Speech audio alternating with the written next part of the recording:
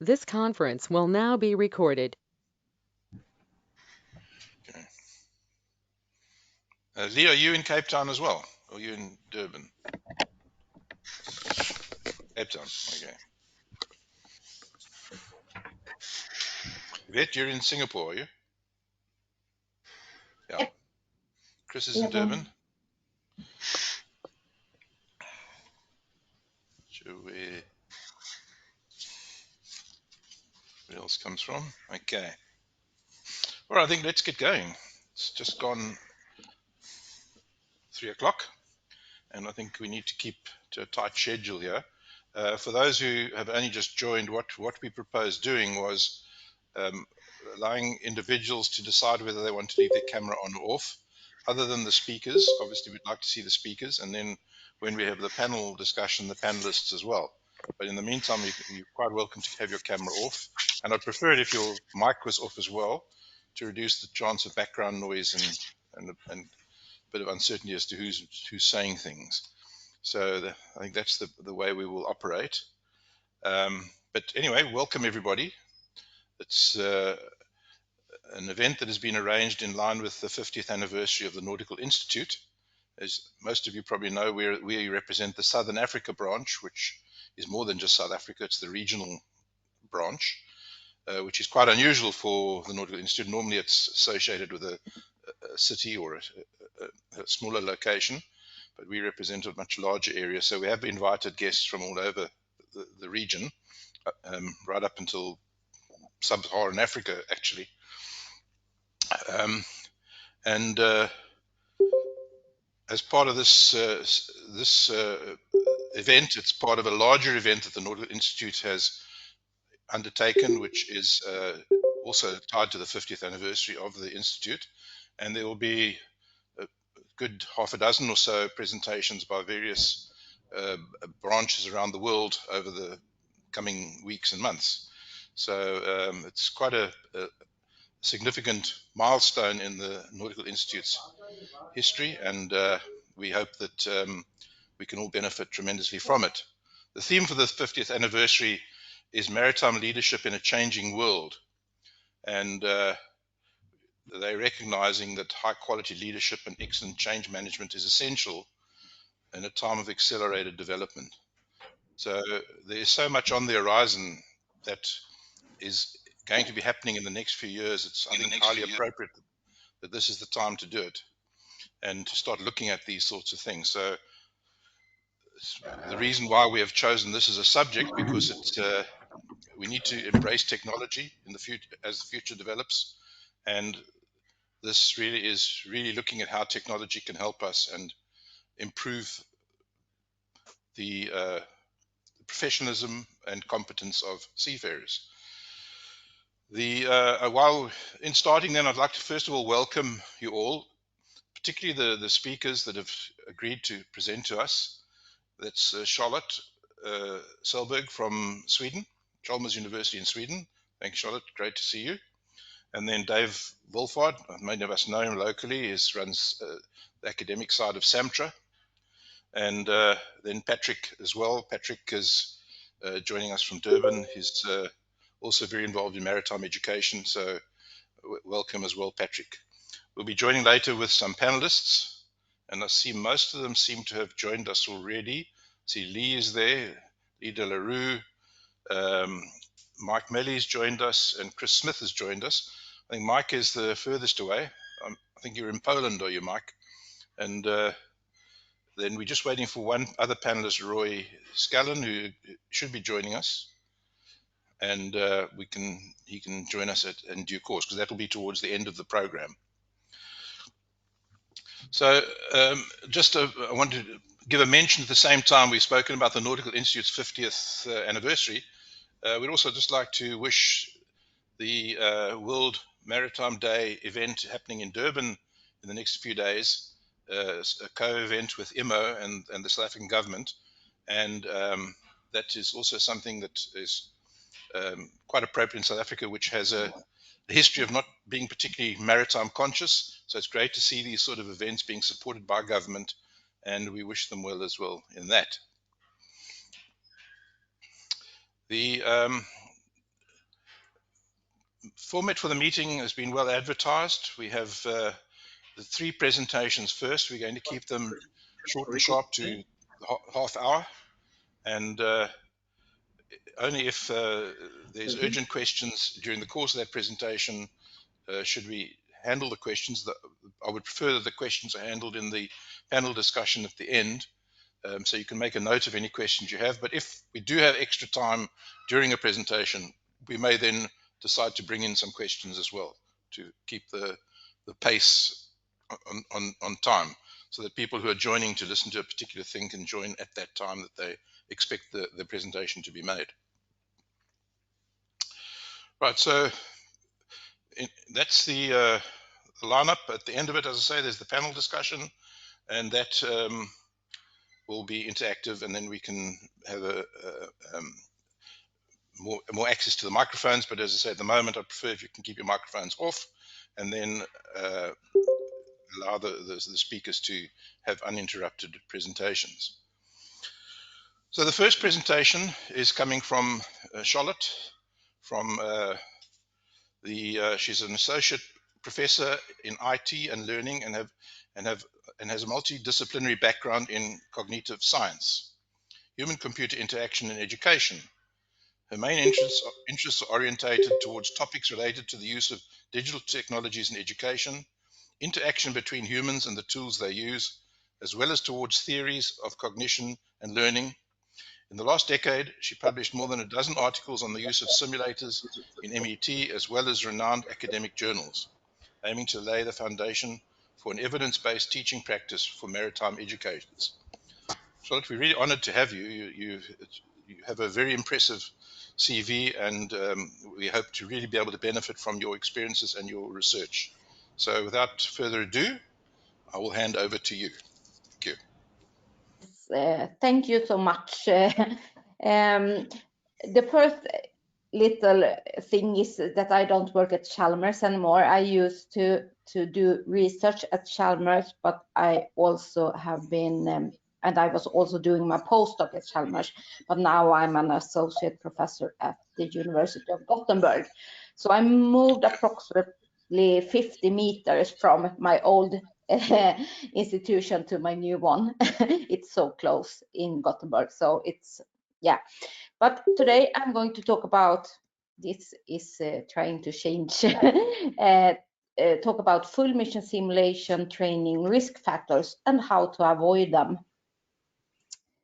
But I'm going to start talking a little bit about the theoretical premises of my work and talk a little bit about how I come to my conclusions, but because that will be very important for you to be able to judge what I'm saying.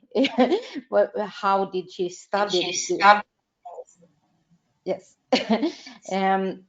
And what I do with my background in cognitive science and education and human-computer interaction is that I try to situate cognition and learning in the social and material world of these culturally constituted interactions. And what this means, I try to unpack this in the following slides. But what I strongly believe is that learning can't be like abstracted from the context. Everything is very context dependent. So when you ask someone in education, someone with a PhD in education, is it better to do this or to do that? And then you will get the annoying answer, it depends, because it's very context dependent and very, very dependent on the interaction between a teacher and a student. But what I try to do is I try to study trajectories of learning in observable interactions. That is how things are taught and becomes learnable. And that's what we call didactical dimension. How do you teach something in a pedagogical way?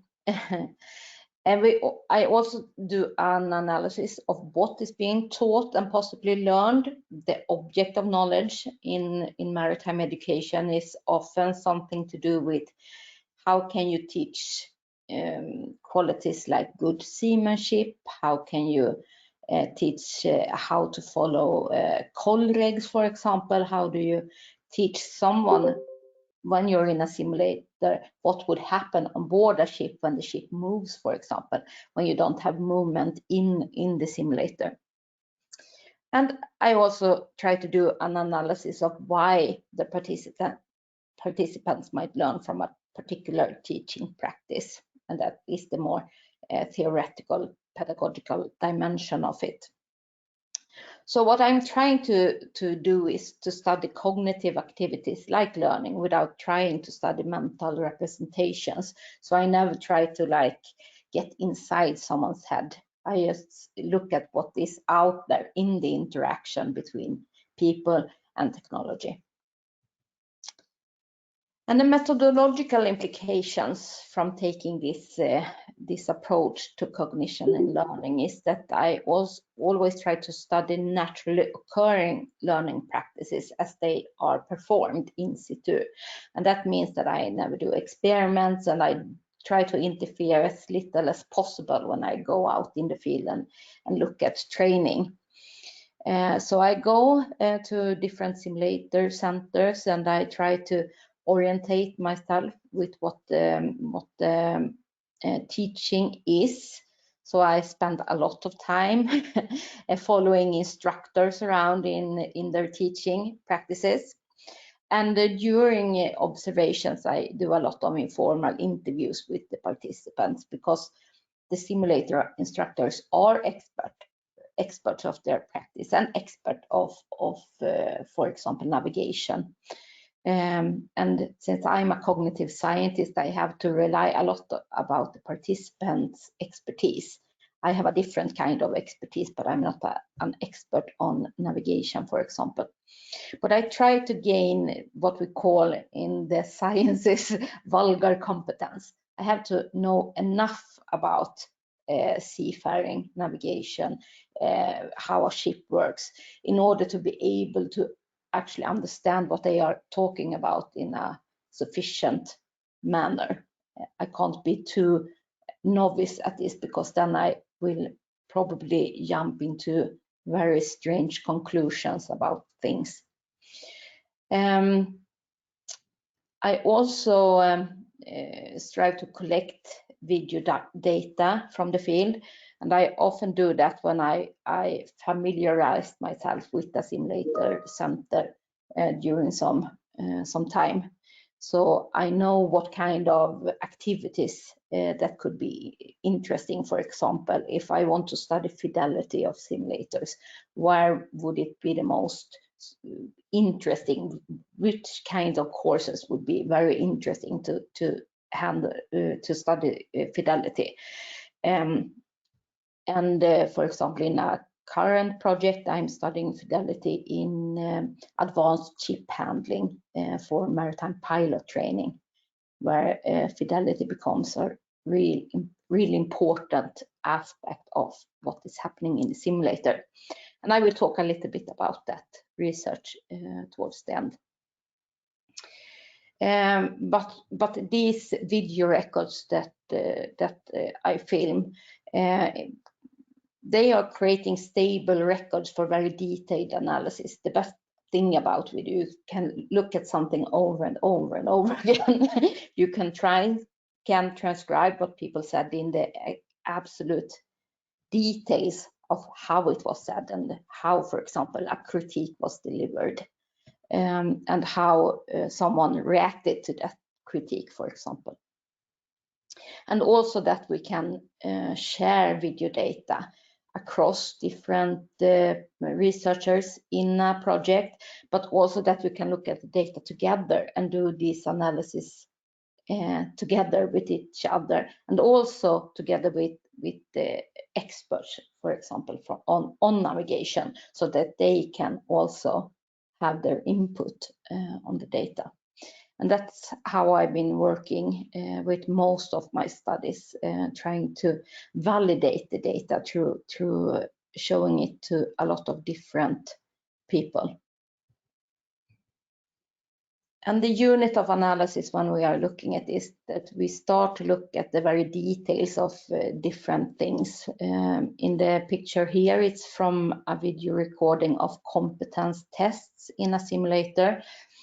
because what is being said is very much dependent on everything that's going on. Here you can see the instructor reading his questions aloud from his assessment sheet, and we can also see the student at the same time as receiving these questions still in the process of maneuvering the ship, and here working on the autopilot while the instructor is talking. And this, of course, sets the frames for the entire interaction. It's just not just a test that you could do anywhere. This is a test on the ongoing activity. So that's important. And we also try to unpack everything that's going on through a very detailed analysis of what someone says and how one answers what is said and so on.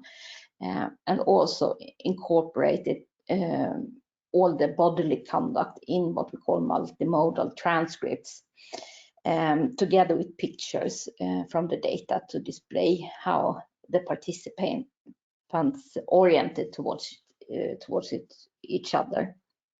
And here you can see one example of such transcriptions from Charles Goodwin's very famous paper, Professional Vision, from 1994. And here there are archaeologists working on a patch of dirt together, and how their competence is very much tied towards the material that they are working on, and the instructions also very tied to what is being looked at and interacted with in these dirt patches. So what I try to do is a very empirically driven approach. My results are based on the premises for action in the context where I have done my observations. And then I move from very specific observations to broader generalizations about a phenomenon. And that is more theory building than hypothesis testing. So this is how I do my studies. But now I'm going to talk about my research on simulators in maritime education and training. And the first one example of a potential pitfall in simulator-based training is about how we try to make very realistic context by role playing, for example, the working order on the bridge, but also how this pedagogical aim also can come in conflict with the need to, for example, provide corrections for students. So I'm going to talk a little bit more about the tensions between these two dimensions here. So as you can see from these pictures that during simulations, whether it's in maritime education, it can be in healthcare. Here we can see a picture from another project from my colleagues that studied how to use simulated patients in interprofessional teamwork training for medical staff. But one thing that is common is that you try to mimic the real life of professional encounters. So you are creating a work relevant activity context because you are treating the situation, the simulation, as if it was a real professional situation. So you try to, for example, use the same type of conversational format that you use on the bridge when you communicate with your bridge team or with other people through radio. And also because you want to train the students or the newcomers, the beginners, for the hierarchical nature of work, the different work roles on the bridge, and the overall work practices of a profession. You want them to sort of be cultivated into your culture. But as I said, it might also come in conflict with instructional needs. The students might need to ask for help, assign an instructor. You can also see that there are situations where the students are in need of correction for different reasons, and there might also be a need for assessment. Sometimes it's just that easy that you want to say good job to the students when they are doing something, just to highlight that something was well done. So in one study that I presented together with Professor Hans Rystedt at a European Pedagogical Conference in 2019, we started to look a little bit closer on different instructional episodes where sustaining authenticity through role play came in conflict with the instructor's need to make in scenario corrections. And in this presentation, we had more examples, but in this presentation, I will show just one of these examples from the video corpus so that you can see how it plays out. But the empirical case is a course where the students trained to use radar technologies and also the ARPA functions in the radar. And they also trained to follow color eggs, and they also train on bridge teamwork. So it's different layers here of training.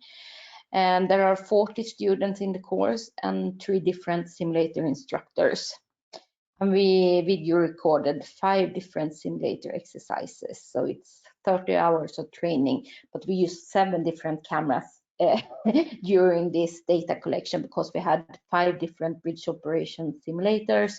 We had the instructor's room, and we also had this, as you can see, the briefing room. So we had different cameras going on here. So it's a lot of data.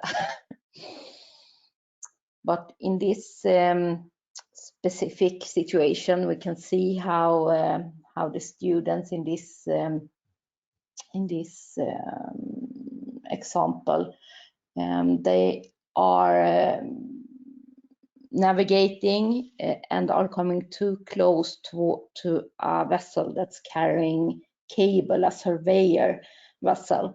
And the instructor sees this and he feels the need to correct the students, but at the same time he doesn't want to disturb the activity of steering the ship. So this is how the interaction plays out. Deep surveyor, Finland here. Yes, I have a cable astronomy, so please keep at least a mile astern or go at least 0.5 ahead of me. Over. A mile astern, or 1.05 ahead, okay.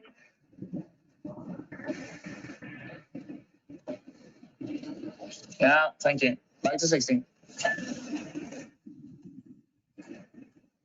Okay.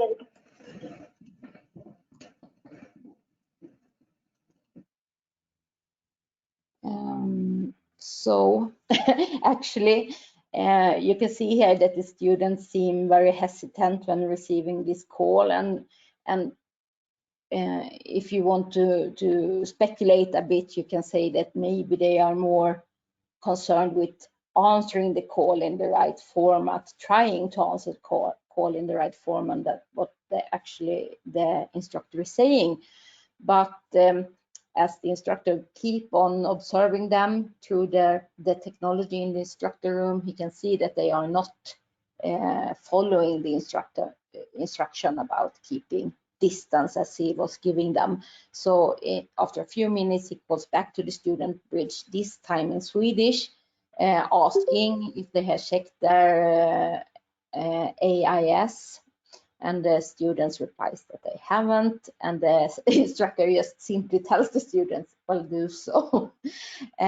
So this clarification, this calling back, reveals the lesson that was to be learned for the students in this situation. They have failed to check all their instruments that they should have control over, and they came too close, and the instructor intervened. But you can find this in one of my published articles here. You can see it was published in Cognition, Technology and Work in 2018, this particular episode. The instructor's corrections during role play might not be heard as corrections by the students.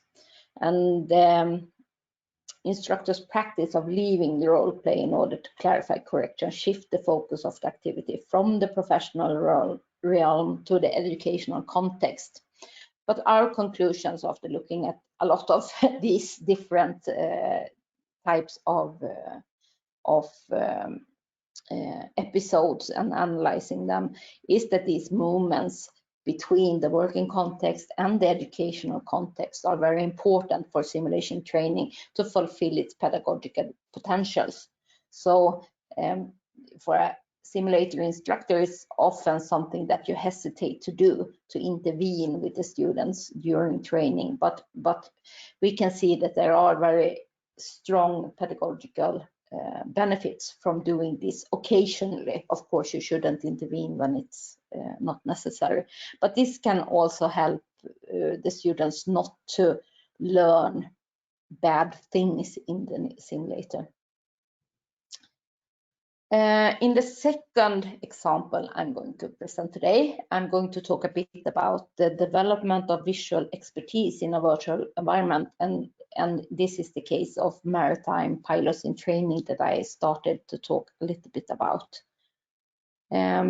Because, as we all know, no matter how technically advanced a simulator is, there will always be some inconsistencies and imperfections between the simulator environment and the work context. And in, for example, the bridge operation simulators that these maritime pilots in training are using, one of these glitches that appears to be a problem sometimes is, for example, that you don't have the bridge wings. You have a representation of the bridge wings, but it's very one-dimensional in comparison to actually be able to stand on the bridge wing to see what's actually going on. And also the lack of depth vision in the simulator. It's much more difficult in the simulator to calculate distance by visual outlook. And for example, when they are going in reverse, the aft windows are just represented by a small screen, and it's not that sufficient.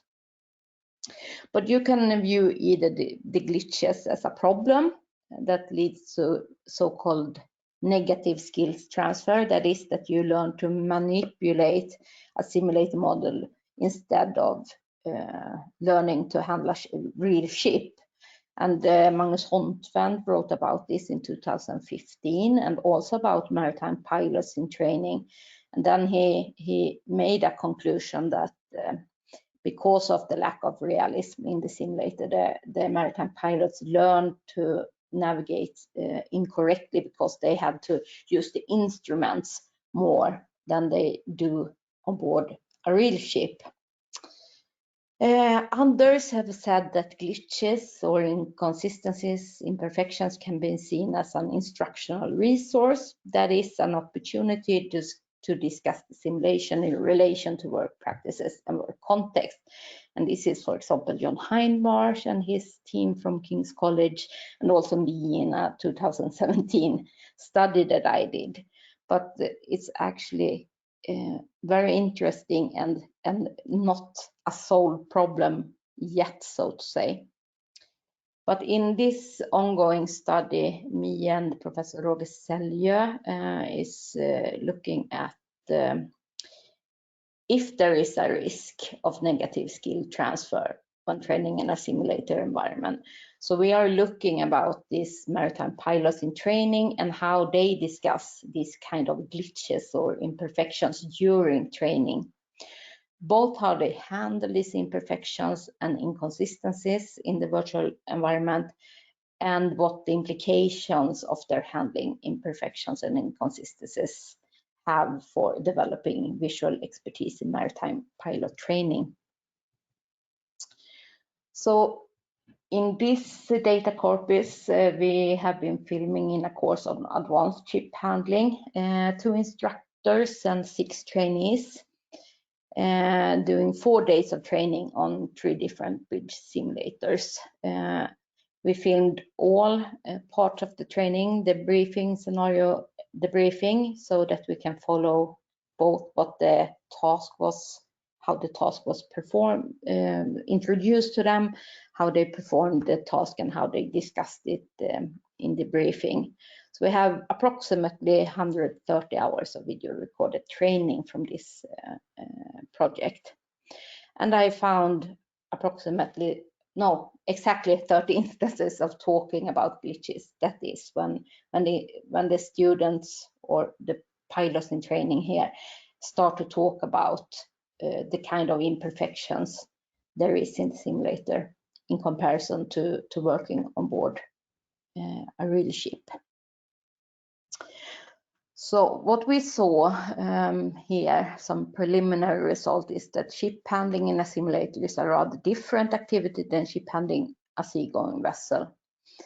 For example, when doing advanced maneuvering, you have to use different sources of information in order to get the feeling of where your ship is maneuvering, the area, the space. But on the computational level, if we should use Edwin Hutchins' words, the algorithm for determining distance, speed, and turn ratio are the same between the different conditions, because our simulated models are so good. But you have to have different strategies for gathering visual information. So at a representational level, there are some differences. And we also have some different strategies for understanding movement. That is the details of how the algorithm and representation are realized physically, because of course the simulator doesn't move in the same way as a seagoing vessel, or you don't get the same feedback of movement rather from the simulator. But when we look, when we apply the theories, for example, about how you can change conceptual change, for example, we can see that rather than to warn for negative skill transfer, we see how these pilots in training are able to articulate and conceptualize the simulation towards the practice on board the seagoing ship, and showing their awareness of the different layers of professional expertise. So we can say that simulation training and training on board are practices that are mutually advancing the pilot's expertise in ship handling in their trajectory towards mastery skills. So it's actually good that it's not too similar.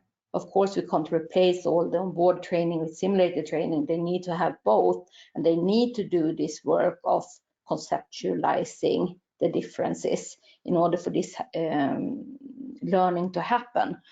But it's very important to be aware of this. But we also want to highlight the importance of learning to perform advanced simulations in its own terms, because this is the only way we can train highly safety critical professions in order to be prepared for a number of possible events. So to learn to handle the inconsistencies between simulations and the work practice is something that needs to be taught in itself. And I have some discussion points here, and that is what the instructor needs to do and be highly aware of during simulator training is to monitor the students and be ready to intervene when they are in need of instructional support. For example, when the simulator lacks in fidelity, they have to intervene and go in and talk to the students, so that the students know how and why the difference is. And then it becomes a learning opportunity rather than a risk for negative skills transfer. They also need to intervene when the students don't seem to hear an instruction as an instruction, for example, during role play, as the instructor did in this first example. He went back and he made a clarification. And also to follow up discussions on simulated practice versus professional practice in the debriefings.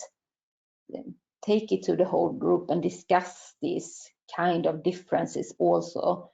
What did you experience during simulation? How do you think that that relates towards the professional practice on board? And also something that is very interesting is the multidimensional notion of simulated fidelity. We have on one hand the technical fidelity, and that's really important. For example, when learning how to use radar, it's very important that the radar actually is the kind of radar that you are going to encounter on board a ship. We have the environmental fidelity, and that's really the photorealism of the outlook. And that can be very critical, for example, for the pilots in training that are learning or training how to navigate a very specific area, for example. And we also have the psychological and social fidelity, and that can be the role-playing activity. Do you perceive this as authentic teamwork practices, for example? Is this similar to how you work on board a ship's bridge? So I also included some references here or some suggested readings, because, as I said, Jan Hindmarsh and his team at King's College, they wrote this about dental education, but it's a really good article to read if you want to learn more about these kind of glitches or how to turn these kind of problems into a strength in training.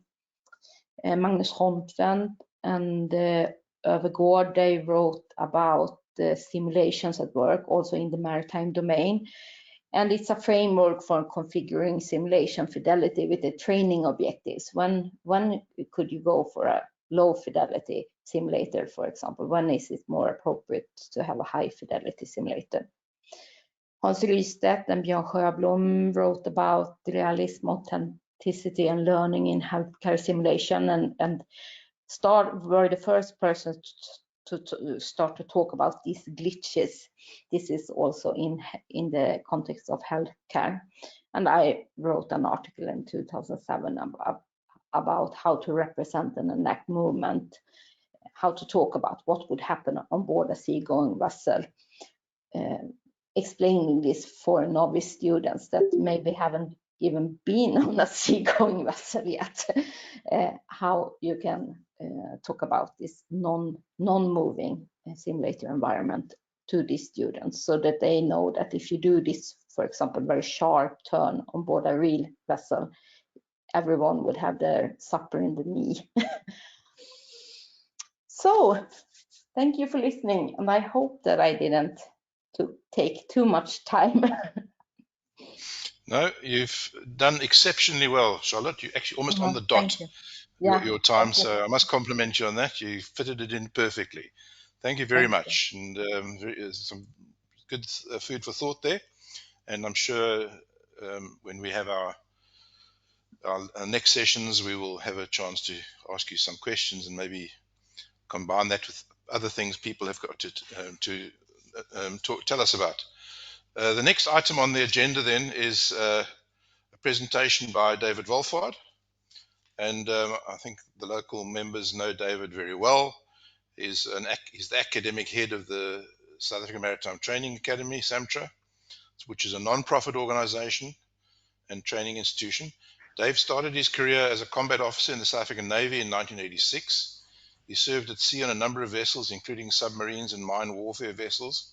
And after completing a successful 2-year command tour, he left the Navy for employment in the shipping industry.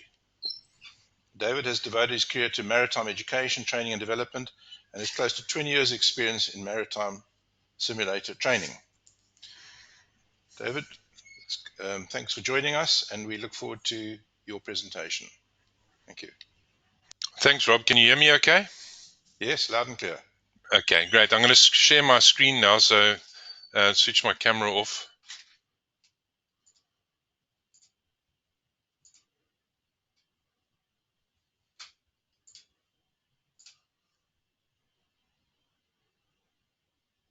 Okay, I hope you can see my presentation. I don't see it yet, but it said you were the presenter, so... Is it coming up yet? No, we don't see your screen yet.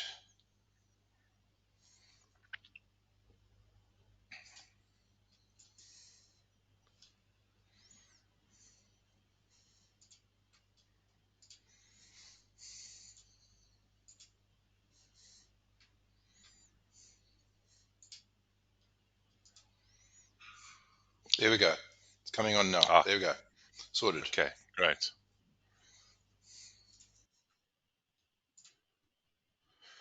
Oh, jumped the gun. Okay, my topic that I'm going to cover today is simulation training and sea time equivalency, a study and a proposal. I'm just going to cover the following points. So firstly, I'll just give a little bit of a background. And then following on to that, we'll touch on some international trends, some critical requirements if you're looking to try and look at equivalency, and then a proposed pilot program and some critical considerations that we'd have to take into consideration if we're going to implement this or think about this. So I jumped too far. Right, there we go. Just some background then. The South African International Maritime Institute, SAMSA, commissioned a study in 2018 to address some of the issues that, or the training issues that they picked up in the National Cadet Program. The study was carried out by the retired SAMSA CEO, Andy McLennan, and I assisted him with some of the research and put together the pilot project proposal. So, firstly, the main some of the issues that they identified in the study was the quality of onboard training. The inconsistency in the industry is well known, documented, and obviously concerning a large number of maritime authorities around the world. And the reasons for the variance in terms of the quality of training on board is the increased use of contract crew of various levels of competence and commitment to the training of cadets. Challenges in terms of balancing the vessel's operational imperatives with training. Lack of properly structured instruction and mentoring due to the ship's staff workloads.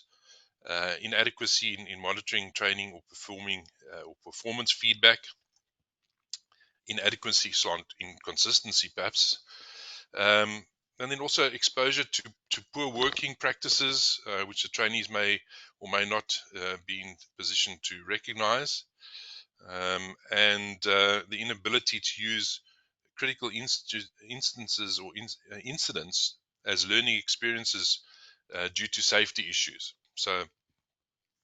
So that's some of the major factors that affect the onboard training process.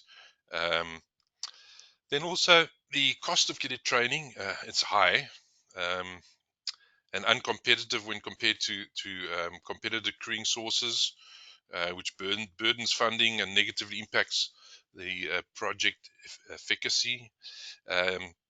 Given Operation Pakisa's challenging trainee targets, SAMSA felt it was imperative that the training efficiencies were maximized without compromising quality. Obviously, that's pretty critical. So that was something to be considered. And then the country lags international best practice in delivering maritime education and training, and is not exploiting the more up-to-date technology available for the purpose, which was highlighted in recent conferences. The assessment of the international MET practices, it identified that simulation training was not sufficiently exploited in South Africa to enable improvements to the National Cadet Program. And so what SAMSA then intended to do with this project was to introduce simulation-based training programs that will assist to cover or address these particular challenges.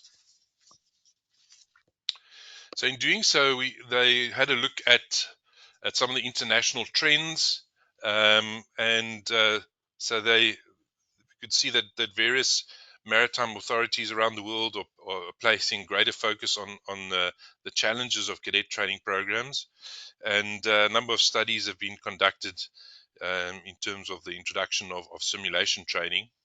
In 1993, the US Coast Guard concluded that 1 day of simulator training could equate to 6 days of sea time on non-accelerated training programs, and extended this on a limited basis to include 12 months minimum sea time. In more recent studies, though, the US Coast Guard stated that it would encourage training and simulator use by expanding the practice of sea time remission. The Maritime Academy Simulator Committee has taken an active role in developing quantitative data which it could then base its recommendations on, and said that they could credit 60 days of sea time for the successful completion of a 40-hour cadet watchkeeping course. Obviously, it's a particular training course that covered a particular set of objectives. So there they were looking at a ratio of about 12 to 1, which is quite significant. Further studies, studies carried out in the Netherlands, the study by the Maritime Safety International Rotterdam and the TNO Human Factors Research Institute in 1997, determined to try and determine what amount of simulator time is required to compensate for cadets the initial sea time. And there the study compared two groups of students, one that had received only 3 weeks of simulation time and the other that had completed their full sea time on board, and their conclusions and final recommendations to the Dutch Maritime Authority was that 30 days of sea time could be replaced by a 40-hour simulator training course. So there the ratio was down to 6 to 1. Yeah, so that just gives you an idea of what other countries have been considering, and so it helps us to sort of guide our thought process around that. We're familiar that SAMSA has adopted or included simulation training in lieu of sea time in the regs, so it's a matter of applying that, I think, in the real world. That something needs to be considered. So some of the critical requirements that we need to look at when we are wanting to introduce this type of sea time remission. Obviously, we're all concerned as maritime training and providers and the maritime industry to ensure that there's no degradation of seafarer competency and safety, and that can't be compromised at all. So what we're trying to do is improve where we can and just be more efficient and effective. So some of the critical things that we need to look at is to ensure that the instructors are suitably trained, qualified, and experienced. And I think Charlotte just highlighted some of the elements or the critical factors there that point out to the experience and training levels of the instructors. So the study recommended that the instructors meet the standards defined by DNV-GL standards. That's sort of the baseline. Obviously, they must be educated in adult training techniques and have appropriate skills in the use of simulation training systems.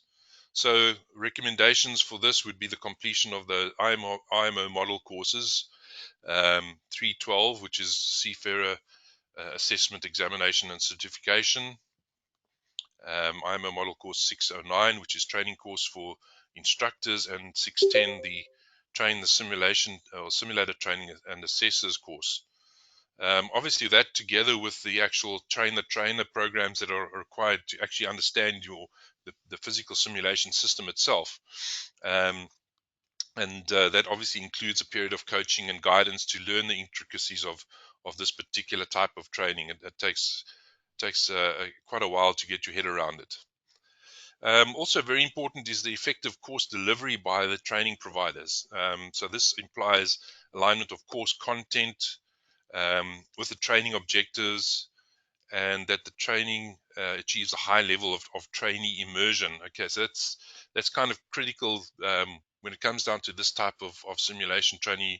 It's particularly about competence and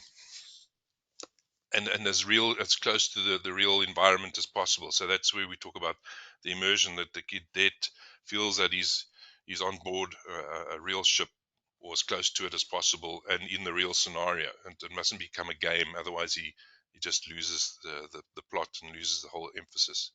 So it also implies appropriate instructor-trainee ratios to ensure effective simulation exercise control.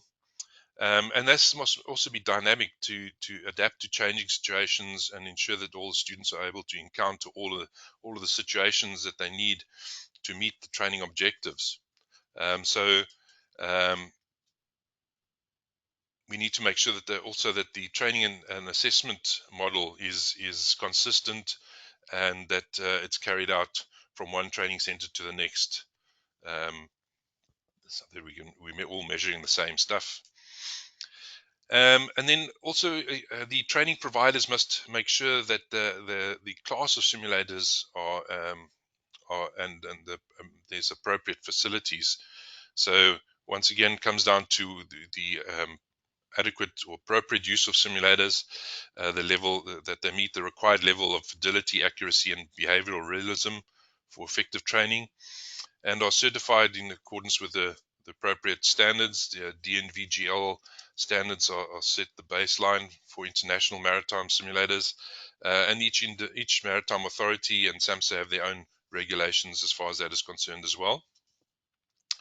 So obviously what we're trying to achieve is that the equipment and facilities that we're simulating are close to those that we can find on the vessels that are being used or that we're training the people to serve on.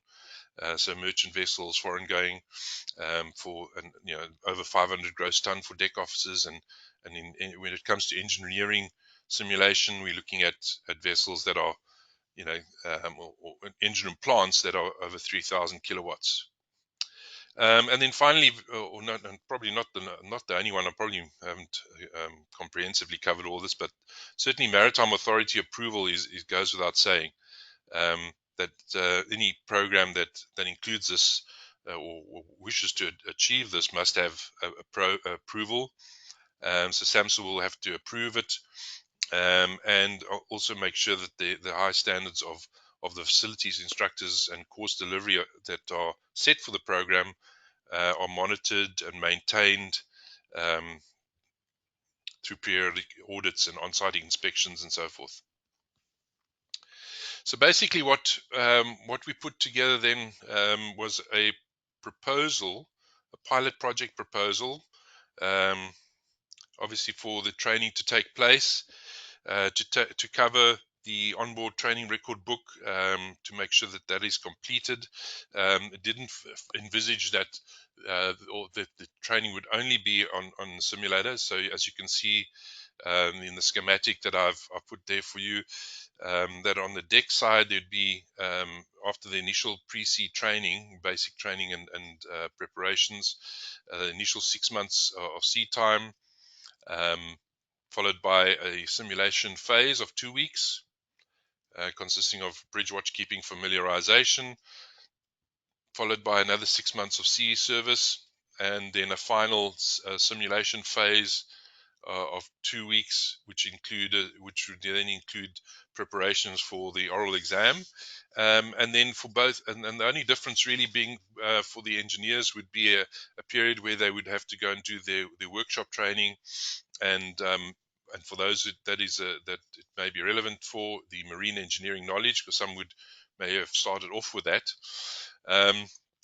And then once they've completed their sea time, the idea is that they would be assessed by an independent assessment body. So what we would wish to accompany or try to institute there would be perhaps have SAMSA examiners assess the level of competency of the cadets at that point, to determine, and ultimately to determine what their level of competence has been achieved. So essentially what we proposed was that we would have had 2 groups of deck and 2 groups of engineer cadets. The groups would have been split up into two teams of deck cadets, 2 teams of engineer cadets, and then following the programs, one group would be a control group. So one group of engineer cadets and one group of deck cadets would be a control group, which wouldn't do any simulation during their cadetship, and the others would follow the program that I've got illustrated for you there. And then at the end of the program, they all undergo the proficiency assessment, and we try to gauge from that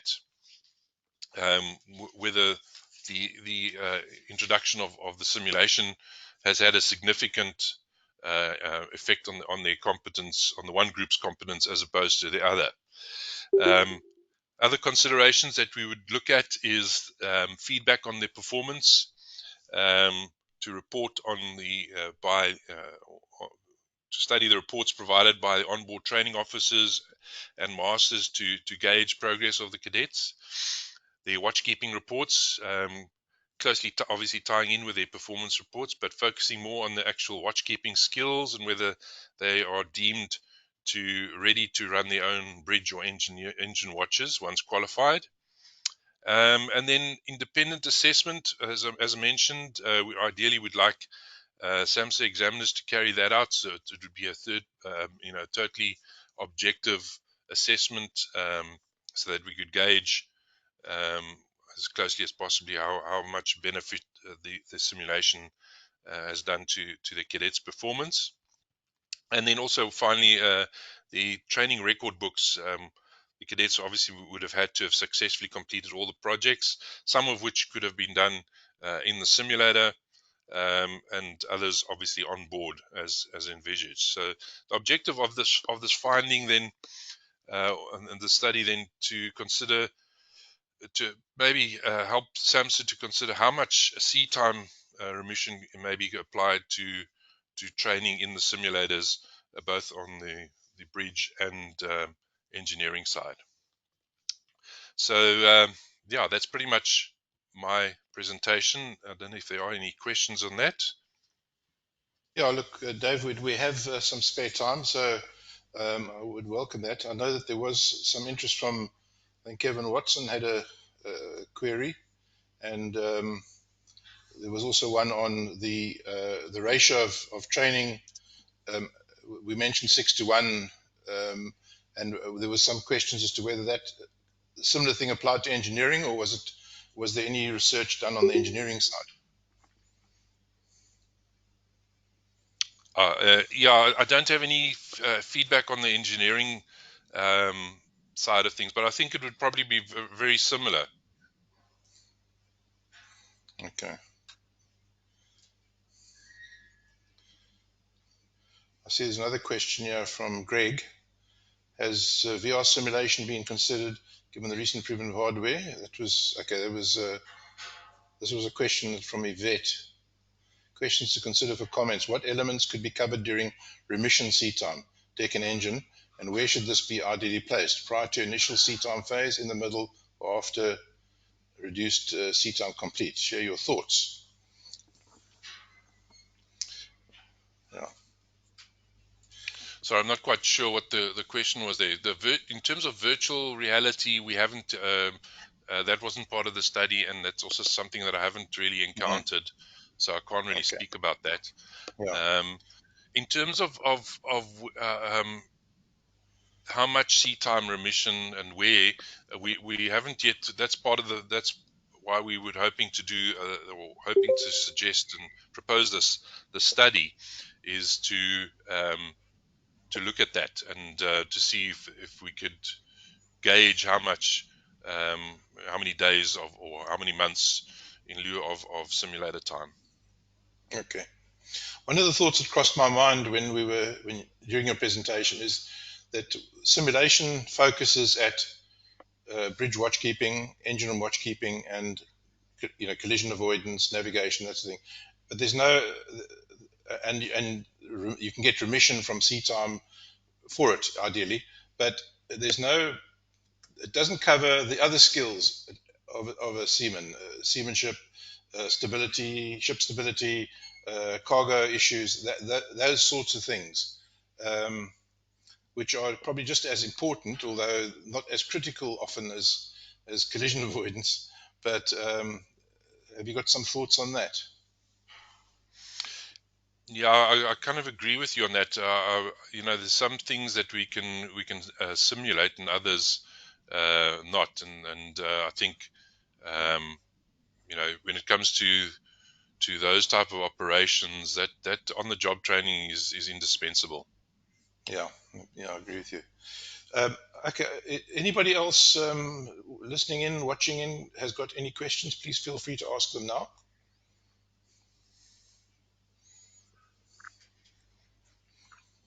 Hi, Rob. I have a question, if it's okay. Yes, please go ahead. Yeah, it's Paul.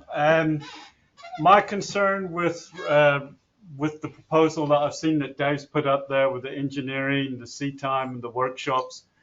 When you're at workshops, you're learning how to take things apart, like high motors and things like that. But basic taking things apart, putting it back together. My concern is the skills needed to require to make a decision.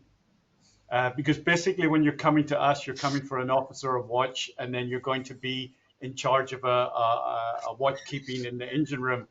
And with only having such a short seat time, I'm concerned that you're not going to gain the skills that if this goes wrong, then you do that. So what we sort of want to see is basic engineering skills, and that is what gets taught in those seat times, but then how to apply it. And that's what we find in the issues is in the level 3 assessment. They can memorize a rote answer that says, this is why this happens. But when you give them scenarios, then that's when it all falls down. And that I only think you come across and learn to get the benefit of when you're exposed to seat time and practical hands-on experiencing, seeing what different scenarios happen. And that's the shortcoming of accelerating this program. That's just my personal opinion. Thank you. Yeah, thanks, Paul. Yeah, David? Yes, thanks, Paul. Yeah, noted, definitely, and that's why it's when we consider this type of intervention or credit for seat time, it's a very touchy subject, and it's people have got varying opinions on it, and it's good to have this type of session. That's why we thought we would do this, is to get everyone's thoughts on this. But the whole idea is that when you introduce the simulation training and in lieu of, then that simulation training has got to be as close to the real environment as possible.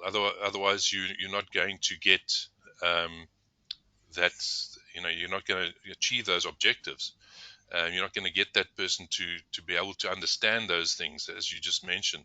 So when it comes to the bridge simulation or the engine room, it comes down to the realism that you're exposing the students to in that simulation environment. That's critical.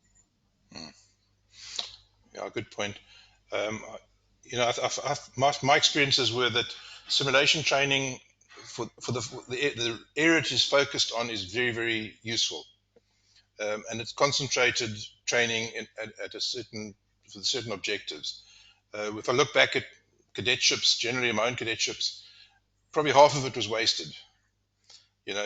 Spending days sitting chipping at a bollard or something, would be sort of not really useful. But it was quite good fun. So sea time isn't all it's cracked out to be often, because a lot of it is wasted. And I think the simulation does allow you to focus very critically in a concentrated way on certain skills that are needed. Probably better than you would get in a real life situation. Yeah. It's possible if done correctly. Yes. Yeah, sure. Okay, look, David, thank you very much. Cool. I don't think there's any other questions at the moment. We can always raise them again during the panel discussion. But I appreciate your contribution, and it's given us good food for thought. Okay, the next speaker, the last of the speakers, is Patrick Wells. Patrick has had a maritime career which commenced in 1984, also with the South African Navy, which he continued to serve for 14 years as a combat officer, specializing in anti-surface, air, and anti-submarine warfare. He resigned from the Navy as a commander and joined the South African Port Services, holding positions as tugmaster, marine pilot, fleet operations manager, and assistant harbour master. He was also responsible for training all the South African marine pilots for a period of 3 years, before taking up a position 4 years ago with the STC Group as Deputy Dean of Academic Affairs at the International Maritime College in Oman. Patrick returned to South Africa in July 2017 to take up the position as General Director of STC South Africa. Patrick, it's great to have you, and thanks for joining us, and we look forward to what you have to tell us. Your mic's off, Patrick. Thanks, Rob. Sorry, rookie error. It's great to be part of this conversation, and thank you for the organizers for the invitation. I have a very, very dodgy internet connection, so I keep getting a low connection warning. So what I'm going to do is follow Dave's advice and turn off my video and then share my screen so that I'm not lost. So apologies for that. Just please let me know as soon as you can see my screen. Will do.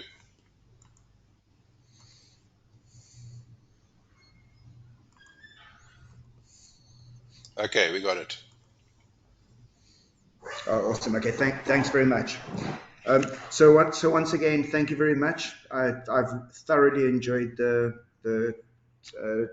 conversation up until this point.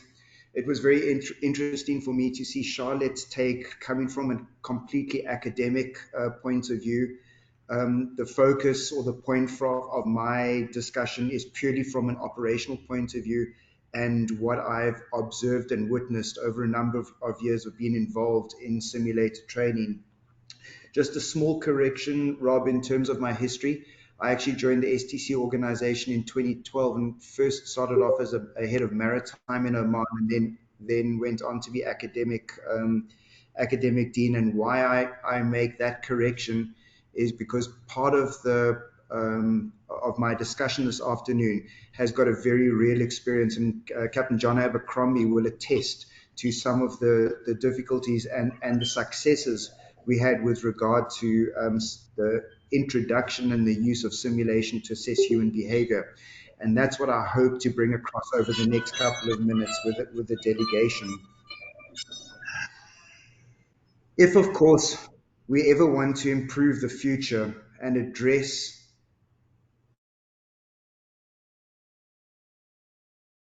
the errors of our past, we obviously have to look and see where it all went wrong.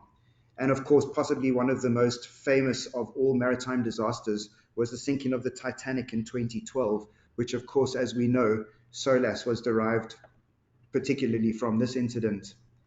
In 1977, although not a maritime disaster, the collision between the KLM and Pan Am aircraft on the island of Tenerife saw the loss of almost everybody except 3 of the crew on board the KLM flight perish. This resulted of the implementation of crew resource management into the aviation industry, and as a result of its absolute effectiveness in the aviation industry, was of course implemented into the maritime industry a few years later as bridge resource management. Between the periods of 1966 and 1967, there was an entire spate of tanker collisions which saw absolute devastation to the environment. And of course, from that, MARPOL was implemented. And then even more recently, the horrific grounding of the Exxon Valdez, as we know, is one of the worst environmental disasters in history. And last but not least, but possibly the most remembered by all of us, is the grounding of the Costa Concordia in 2012, where Captain Francisco Schetina abandoned his ship shortly after grounding, leaving 32 of his passengers and crew to perish as a result of his direct negligence. So we have to ask ourselves, what do all of these incidents and accidents have in common? If one studies them not even in detail, it's not so much the experience or the competence of those involved that resulted in the disasters, but it was the behavior of those in command. In other words, it was the human behavior or the human element that was to blame, or mostly to blame, for these disasters. Simulators are normally used for assessing content, knowledge, and competence. And I have to say, I very much like the question from Greg in terms of what about human reality or human element. And normally, if a set of outcomes are achieved, then the assessment or exercise is deemed to have been passed.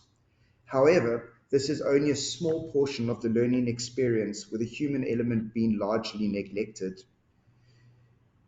Whilst I was with Transnet, I managed not only the training of new marine pilots, but also the continued proficiency of existing pilots.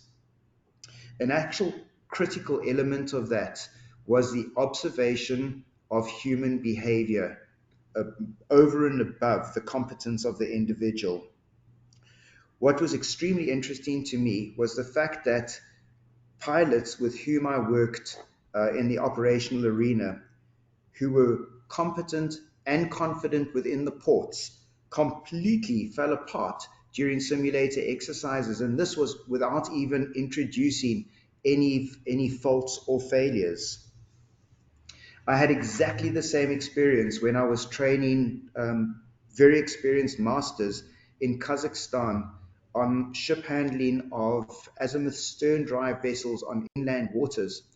So these were mostly Ukrainian, some of them were Russian. They were extremely confident. They were very sort of, not aggressive, but assertive in the classroom environment. But the moment we brought them into the simulator environment, they completely fell apart. And that was really weird for me to understand.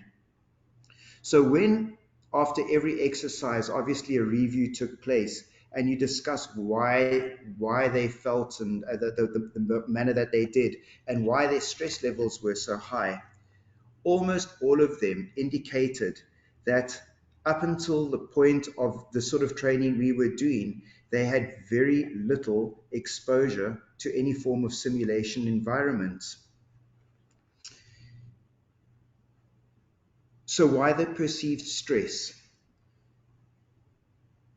The stress was there because they were taken out of their comfort zones, and although they agreed that nothing out of the ordinary ever took place in terms of faults and failures, that they were expecting and they were led to believe that when you walk into a simulated environment, that all sorts of things are going to be thrown at you, and they were waiting for those exact scenarios and faults and failures. And that is in line with what Dave was saying a little bit earlier. In terms of our exercises having to be as realistic as possible if they're going to add value. And we'll talk about that in a little while. We are aware, of course, that days, weeks, even months can pass on board without any form of a fault and a failure taking place. And of course, the introduction of faults and failures onto live equipment is very much not ideal, because A, we don't want to damage equipment, and B, we certainly don't want to interfere with or disrupt operations. Therefore, extended periods of time can be experienced by watchkeepers without any form of problems or challenges happening on board. They're not challenged, they're operating within their normal working conditions, they're not under any form of stress, and they're in their comfort zone operating in a calm environment. Very little is preparing them for the what if scenario. What happens if something goes wrong? And therefore, when it does, normally we find ourselves being unprepared, our behavior changes accordingly, and our decision-making ability for most people is negatively affected. This is just a human trait. Simulators, however, provide a safe and controlled environment in which any type of scenario or contingency may be exercised.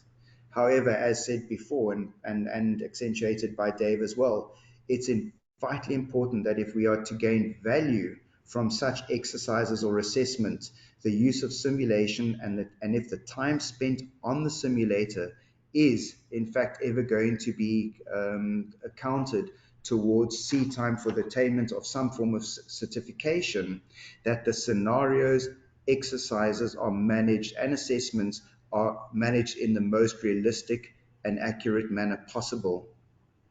We find too often that simulator facilitators will push the boundaries of reality, partly because time on the simulator is very expensive.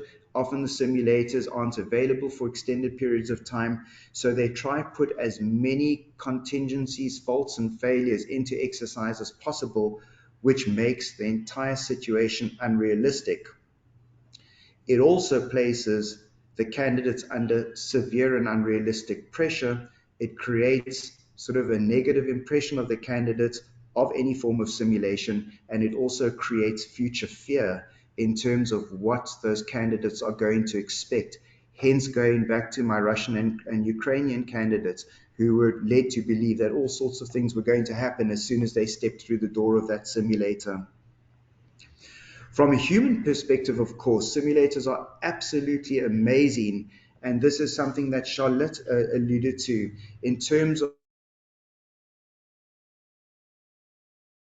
of assessing the interaction between team members, contribution of each of those team members to the achievement of the objectives of the exercise, the candidates or the team members' assertiveness or lack thereof, communication styles, closed loop communication during both normal operations as well as during contingency situations. And these are extremely, extremely, extremely important elements to be assessed, because if our actions, our reactions, and the way we manage stress within a simulated environment is as realistic as possible, that means we're basically going to emulate the way that our candidates are going to perform, behave on board a ship in a real life situation. As may be seen by the performance versus stress curve, if we look on the left-hand side of the graph, we can see that if we have almost no stress in our lives, we become complacent, we don't really perform at a level where we should, we take things for granted, and we basically go into a relaxed mode and we underperform. Apologies, Patrick, it's Yvette here. We can't see the graph you are referring to. There we go, goodness. Thank you. There we go, it's a bit delayed, thank you. Or maybe it's just delayed in Singapore, I'm not sure. Sorry if I interrupted. We've got 5 hours, Yvette. It takes a while to get to you. I hope the other. Thanks. So I'll go back for Yvette. So if we look at the left-hand side, If we experience no stress, obviously we're not performing where we should because we become complacent, become relaxed, we're in our comfort zones. Nothing is challenging us.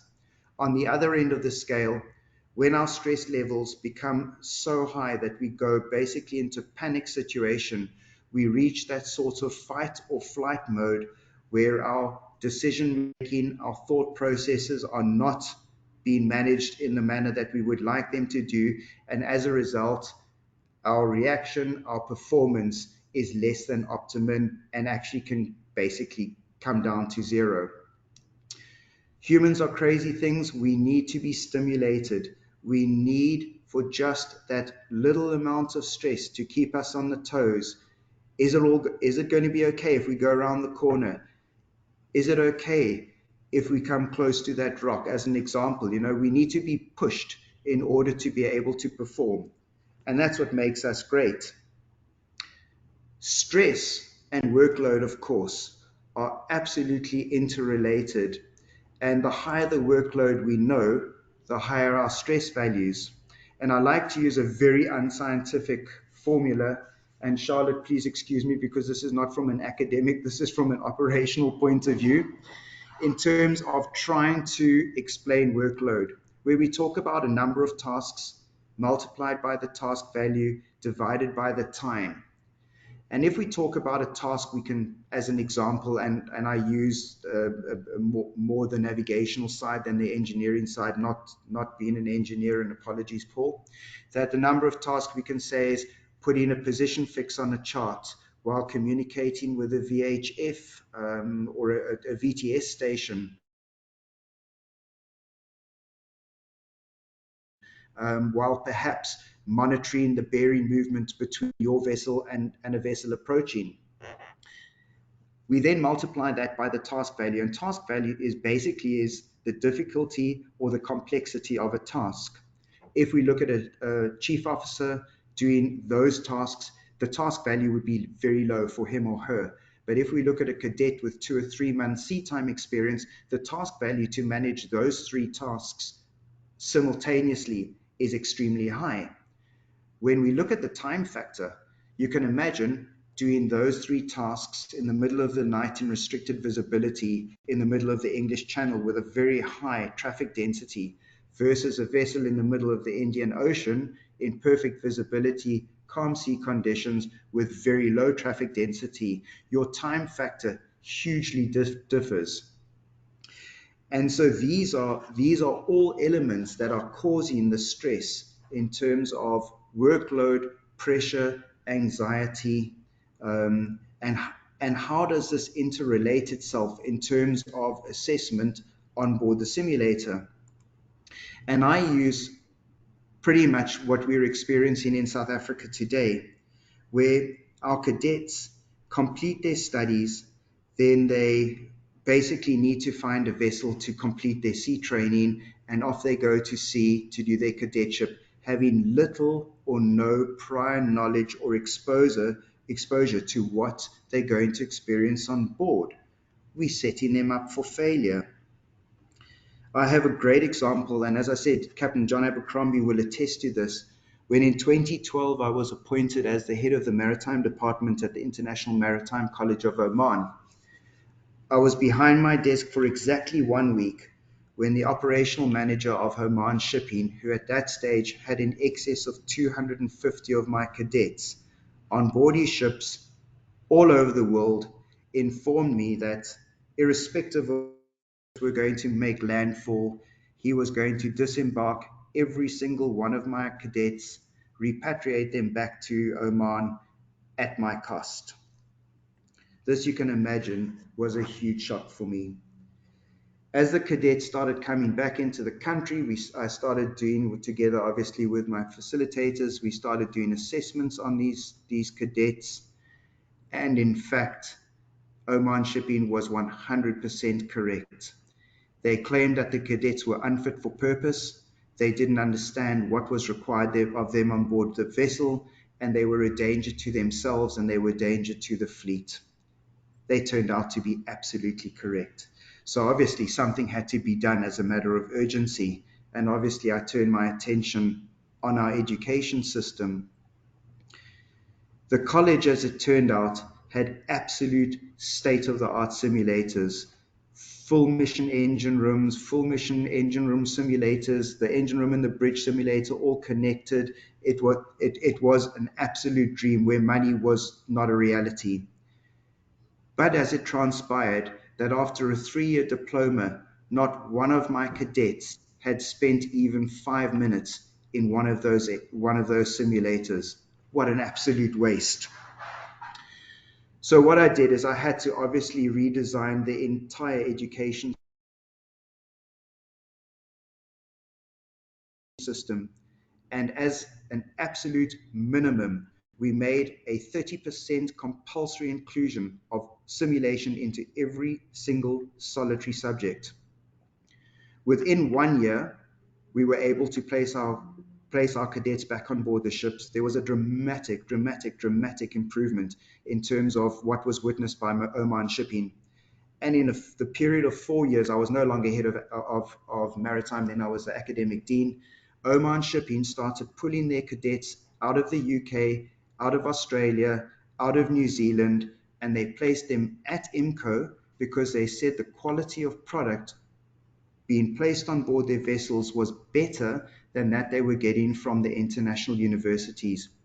That was 100% attributed to the inclusion of simulation into their education and treating that simulation experience exactly the same way as they would have been treated or be expected to behave whilst on board. Of course, when we assess knowledge and competence of a simulator, it's absolutely critical that the measurements used for the assessment is accurate and reliable. My apologies. But is this really true when we want to look or assess the human behavior? During especially the pilot training and the bridge resource management training, I found that the most appropriate means of providing evidence to learners on the human behavior was by replaying video footage of their performance. This was also mentioned by Charlotte, which was great for me to see. In most cases, just when verbal feedback on human behavior was provided to candidates, their first reaction was one of defiance and ignorance with respect to their behavior. The way they perceived the manner in which they were behaving and communicating was absolutely, completely different to what they witnessed on the video, and it was often met with absolute shock and disbelief. That absolutely proved to the candidates that as they were communicating and as they thought they were really in command of the situation and controlling the situation in an appropriate manner, what their peers and their teammates were having to cope with was something completely and utterly different. Of course, training programs such as Bridge Resource Management and Helm, where role play provides a perfect platform in which human element may be assessed. The assessment may be structured with respect to elements such as assertiveness, management styles, teamwork, communication. But this isn't that easy, where role play in other training such as ECDIS or Radar Navigator isn't as prevalent. So how will assessment of human behavior during simulation support the maritime industry and our candidates in terms of preparing themselves for sea? We could go to the extremes. We could have psychologists analyze every single movement, every single comment, every single statement made during a simulator exercise. But of course, this is not cost effective. It will be reams and reams and reams of paper. Nobody will ever have the time to be able to read that. And I don't believe we're ready for that sort of step yet. Therefore, I believe that if we introduce simulation at the earliest possible moment within the education and training of seafarers, irrespective of what discipline they've got, we not only assess for competence, understanding, and knowledge, but we give equal amount of attention to the human behavior in terms of our debriefing and assessments. And as long as we treat, as correctly indicated by Dave, as long as we treat every second in the simulator in exactly the same manner and expect the same behavior, the same competence, or the same level of professionalism as we would expect from our trainees when they board the vessels, and we use these simulator exercises and assessments to identify the gaps, not only in competence, as I said, but in the human element as well. And we correct those gaps from a very, very, very early age. Over a period of 2 years or a period of 3 years, we will have produced cadets or seafarers that will meet and exceed the expectation of any single solitary shipping company. We will be able to provide the most professional cadets within the industry. And with that, I thank you for your time, and I'm absolutely happy to accept any questions. I will stop sharing my screen. Okay.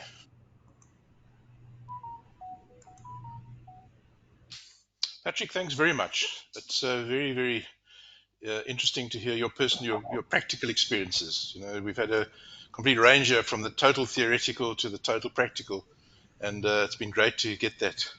I loved the bit about the playback. You know, and it immediately thought of my golf. The moment you see yourself hitting a shot on a video replay in golf, you see everything you're doing wrong. It changes you completely, your attitude completely. So I think it goes right through any sort of skill that is you observe yourself afterwards doing. It's very, very illuminating. Okay, so I think we're a little bit ahead of time, so we've got a few minutes. If there are questions, there's been a bit of chat going on here about various issues, like particularly the issue of multinational crews, where the same, you know, in our day we had sort of South African crews, South African officers. There was a culture of developing the next generation for the benefit of the country almost, whereas nowadays a lot of that is lost. Although I see one of the comments here, Mike Melly is saying he's got an amazing Filipino crew who are really motivated to train and do a fantastic job of it. And I made a comment to Mike. I think it's largely his attitude. I think, you know, Mike. I know Mike well, and I can understand what he'll be doing on board there. He'll be really. If we had that kind of culture amongst masters generally, we wouldn't be a problem, but we don't, unfortunately. And I think that makes such a difference. The master, the chief engineer, their attitude to training that they impose downwards within their staff. Okay, are there questions from anybody?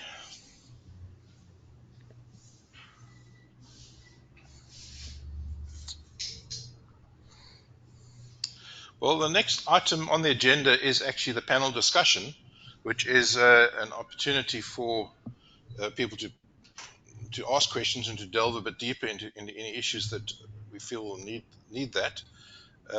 We've got, I think, all our members of our panel are here now. I saw Roy Scallon. I saw his name there earlier. I think, Roy, you there somewhere? Yep, still there. And Roy is the General Manager of Island View Shipping's one of the divisions there. I think it's the internal fleet, or the owned fleet they call it. He's the General Manager of that. We've got Mike Melly, who is serving master currently at sea. And then Lee De La Rue, who is an official of SAMSA, who will also be able to offer us good, useful insights. And then Chris Smith, who's been following us right through this whole session. Chris works with Alan at Alan Brink and Associates.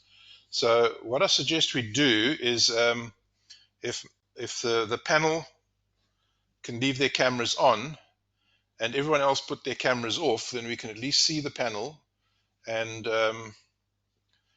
it might make it a bit easier for everybody. So can we do that by starting off? So we've got Lee there, we've got Mike, got Chris, and we have Roy. Great.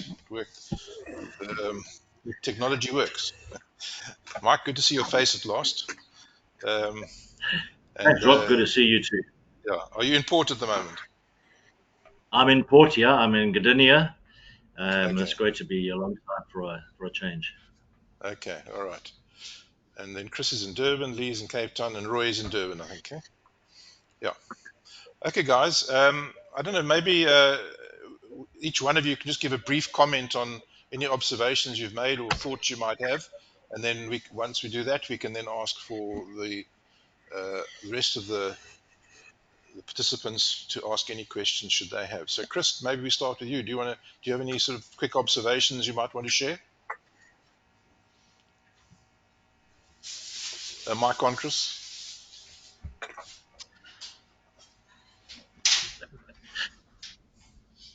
Here we go. Okay, can you copy loud and clear? Yes, loud and clear. Okay, good, great. My main reservation about this, in lieu of sea time, is I don't know. I'm sure that Mike Melly can relate to this, but I came ashore 5-6 years ago, and where we've always done the same old the bridge system, you know, with the old second mates and masters and what have you, and to me, always one of the biggest nightmares of my life was somebody at SAF Marine or Maersk phoning up and saying, please go to Singapore and join a ship. Now, you probably say, damn, that's my lead gone for a loop. And then you've got to get on a plane, fly here to Dubai, to Singapore, maybe dot in a hotel overnight. And then you go down and you find the ship is something you've never seen before, you've never been on. And the crew is probably more than adequately qualified, but they don't know the ropes. You know, when you go on most ships, even I'm not even don't worry about asking the third mate these days. How do I have to get the CPA to flash on the screen? Because and I'm thinking now we're having these guys rushed through the system. They actually haven't done CPAs on the live radar all that much themselves. So now that you're heading out there trying to cross the separation schemes, and what you have an invitation to chaos because everybody's had no sleep, and it's just so. There's just I just suspect there's not going to be the backup that we need. I don't know if Mike wants to comment on that. It's a scary experience boarding a ship in Singapore or Ningbo or Shanghai or one of those places, and suddenly being chucked in at the deep end and you guess that the third mate or the second mate or even the mate has just got a ticket on a simulator. But that's my main reservation about this. Okay. All right, Mike, do you want to add some comment? Yeah, sure. I'll grow onto that one with pleasure. You know, I totally get where Chris is coming from, but he's introduced another interesting little one here now as well. You know, flying and then joining a ship in a place like Singapore, where your stop is usually just a few hours for bunkering, and then you head out into the hell run, as we sometimes call it, where a CPA of one cable, I was told by the VTS once, was quite adequate. Thank you very much. And that one cable was to, you know, I was in a Supermax bulk carrier that was loaded. And so I'm charging along at 60 odd thousand tons, and I'm faced with a great big container ship coming streaming down my side. Well, she's obviously traveling at twice my speed, but she's one cable away. So that's tough. The solution to that specific issue, joining a ship and then sailing a few hours later, I've had a similar incident, incidentally, in Shanghai, coming out of the Yangtze River with a brand new Ectus on board. And we'd been given a CBT for it just a couple of days before. So that was really, really tough. For those who don't know the Yangtze River, it's one of the busiest seaways in the world, where you're lucky to find two cables between ships. It's a nightmare. The answer to that particular one is CBT, and which is going off track a little bit, I know, but just bear with me for a moment. We see masters and not just masters, handover notes. Let's talk about handover notes. They're generally copy paste. They repeat things that are in the check system anyway. Wouldn't it be so nice to have the use of video to say, right, that you get sent in advance before your ship arrives, before you join your ship. This is what your bridge looks like. This is the make and model of your ECDIS, your radar, your echo sounder, etc., with a few basics like how to switch the darn thing on and off, how to change scales and things like that. I don't think that would take an awful lot. It's related to simulation training in a way, not exactly simulation training, but believe me, that would help in the real world that Chris has just discussed. But yes, I also get what he says about joining a ship and finding out that your officers are sim trained and haven't had a lot of time in the really sitting on the bridge, getting stressed out, and it's very, very stressful. Those two particular areas alone, English Channel was mentioned. There's lots of others, obviously, as well. And simulator is very good in a preparatory kind of way, but it's got to be supplementary in the first instance to the hands-on training that somebody's going to get aboard. And I think it was actually Professor Charlotte who said, and this really struck me, that simulation training and training on board are practices that are mutually enhancing or mutually advancing the skills that we need. That's a very, very good point. I must admit I was very negative about the point of simulation, the subject of simulation in advance before this, but each of those speakers has brought up some very, very interesting points that have made me rethink the whole thing. And when you look at it in that perspective, that they are mutually advancing, then it becomes a different baby altogether. So suddenly I'm finding myself asking all sorts of questions of my own attitude. Let me give somebody else a chance for a change. Okay. All right. Well, thanks, Mike. Yeah, I think I'd be interested what Roy has to say, given that being a ship operator, cost is such a big issue for you. And if simulation has the ability to reduce sea time in training, it may well be able to impact on costs. And I'd like your take on that side of things as well, Roy. Thank you, Rob. Good afternoon, all. Mike and Chris are right. One can call them the old school, but they're right in that there's nothing that I would say would beat hands-on training. Sort of, and I work reasonably closely with our technical department in that, and that's one of the things that comes back, especially on the engineering side, is that not enough time is spent, and Paul alluded to it as well. Not enough time is actually spent. You've got to learn the routines, in my opinion. You've got to learn the routines, and then upon that, then you start basing, as Mike called them, the what ifs and everything. Sort of, yes, there is and I'm a firm believer in, especially the younger generation coming through and everything else like that, simulation, but mutually, there's got to be a mutual situation.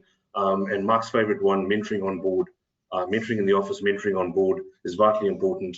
He's talking about his team on board now, and I've spoken to guys that he sailed with, and it's, if you included in the whole team, I'm not saying the senior management team, but you included in the whole team of running the ship at whatever level it is, and you give people an opportunity to advance. Whether it be sort of the young messman who's just starting his career at sea, where perhaps an older chief officer who's maybe a little bit grumpy because he hasn't been made master yet, and everything else like that. I think it's got to be a considered approach, and I don't know too much about reducing sea time that dramatically initially, until you've actually got some results from it. So I think, looking at a pilot project or something else like that, the costs are important, but sort of, you'd rather spend a little bit more time and a little bit more cost on training than attending to an emergency of your ship sinking because the third mate has made a mistake and sort of, at worst your ship is sinking, or there's been a collision and everything else like that. That adds up to a lot of cost as well, because with every insurance policy there is a deductible, and they can be very, very high. And trust me, the cost of that deductible alone would pay for the whole cruise training for a good number of years.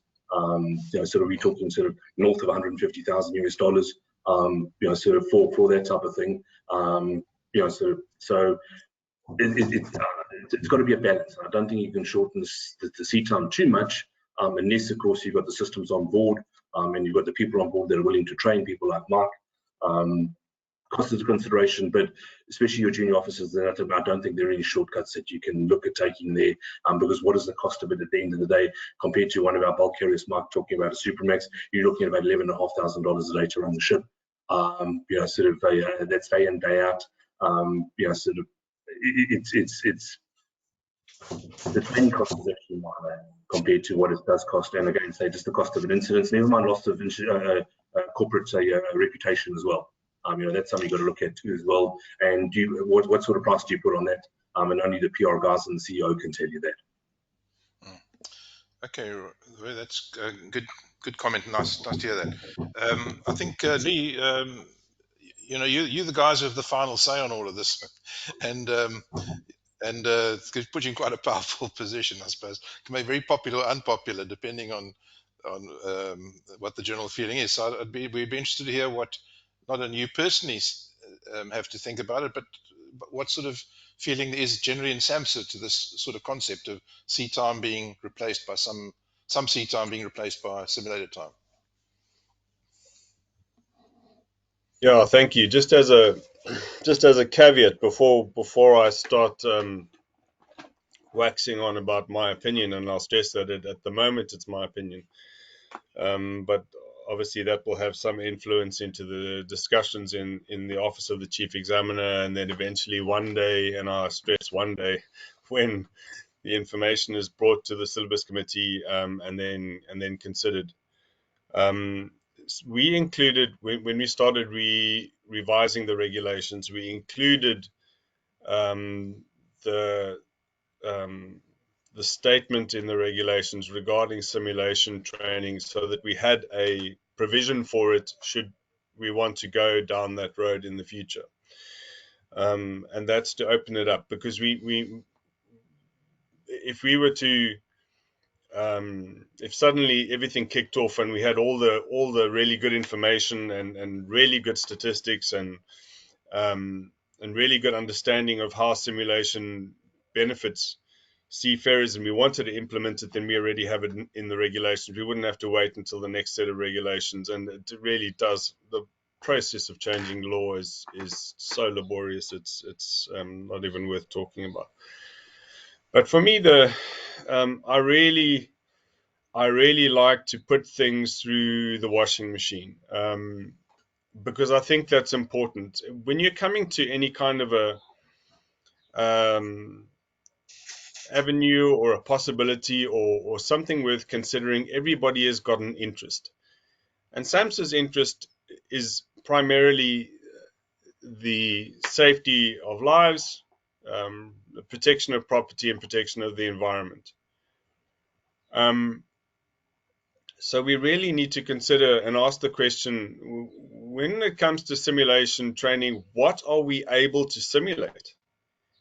Because at least from the deck point of view, you're simulating bridge watchkeeping, and that was a great point that was made earlier. That's all you're simulating. You're simulating scenarios that are programmed. Not every scenario can be programmed.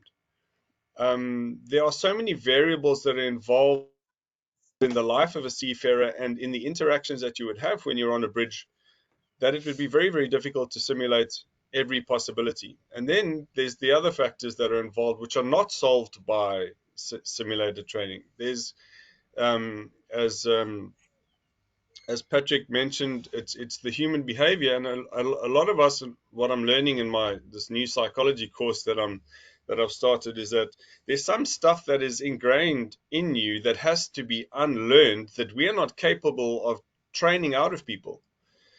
And so an example that I always had was there were a few masters that I encountered in my career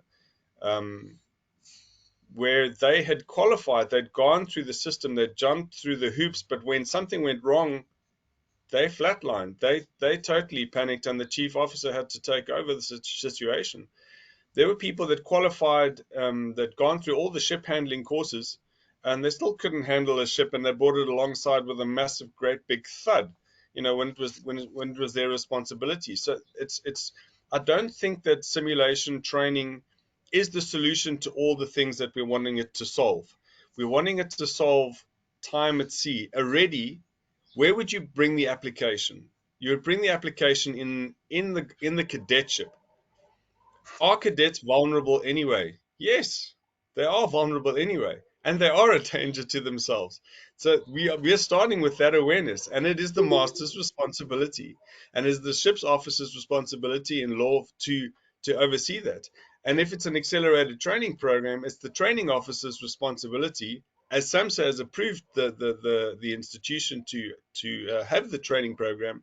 It's the training officer's responsibility to keep in touch with the cadets and ensure that they go through their training record book, that they complete their projects. And these are all things that we've pushed towards ensuring that the training of cadets is the best that we can do. So my question would be, do we now want to reduce accelerated training? And I would suggest that would be a bad idea. I remember the requirement for me back in the 90s was 18 months. And by the time I got to 12 months, I still didn't know what I was really doing until I was pushed into certain areas by the master. And I did have a training record book, and I did have to complete projects.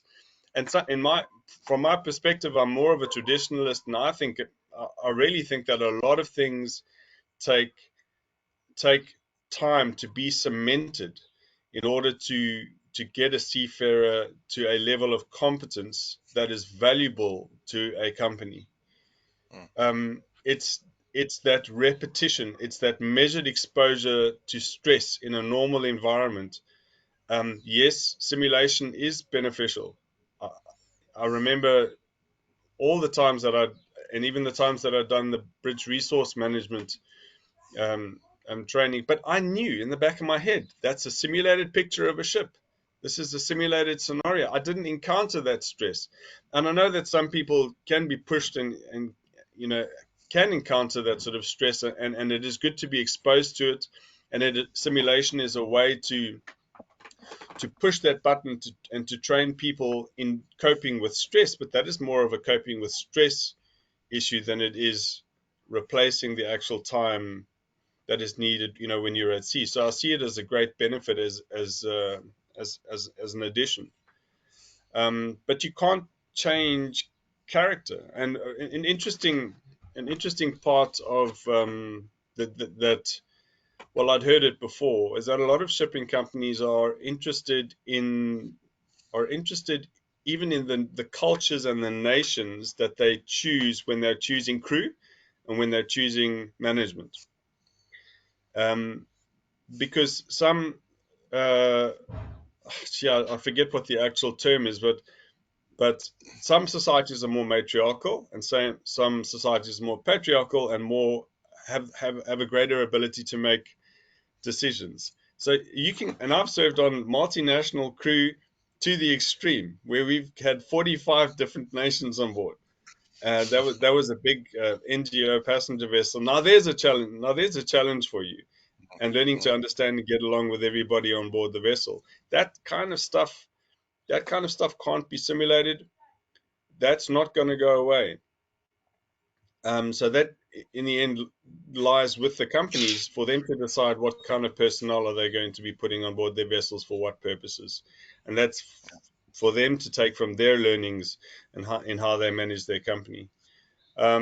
Sure, I made a lot of scribbles and notes along the side, but I would say that this would have to be, again, put through the washing machine quite a lot to understand what are we going to simulate.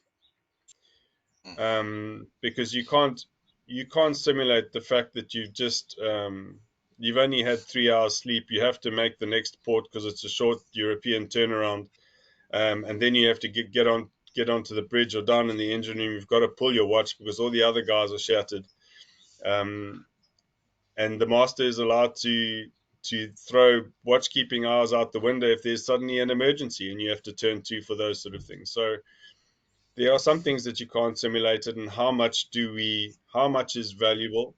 I would like to have those for David to give me those studies. We will need to take the time to go and look at all the other studies that are out there, perhaps even go through some studies ourselves. I'm not sure what David's approach is going to be with that, his proposal, because I still saw 6 months, and then 6 months of actual sea time anyway. So we'd have to chat, and for me that's a separate matter or separate discussion. But yeah, I think there's a lot to talk about. We certainly have not taken the regulations and implemented any policy. We would have to have a process. We would have to have a form of accreditation on how we go about our procedures, what sort of personnel we want to see. Yeah, and then discussing whether or not we would accept the studies that have been done by the Americans. As we know, whenever there's a study, there is somebody with an interest funding the study, and I would actually place a whole lot more value on Professor Charlotte's empirical information. I place a whole lot more value on empirical information than I do on results that are sponsored, in a way, or at least for the purpose of trying to achieve a goal. For me, independent observation and collection of information is a whole lot more valuable towards what we are trying to do. SAMSA's goal is to make seafarers better and to improve safety. Yeah. Business goal is to reduce costs. Seafarers' goal, generation X and Y, I'm sorry, they're going to have to just fall in line and learn a little bit of old school, because I can't see how we can make it that much shorter just by simulation. If you look at the way that the human mind acquires information and gets neuro pathways cemented, so much of it happens just through time. You can't, even if it is good quality time just has to happen. Time has to pass for you to be called experienced.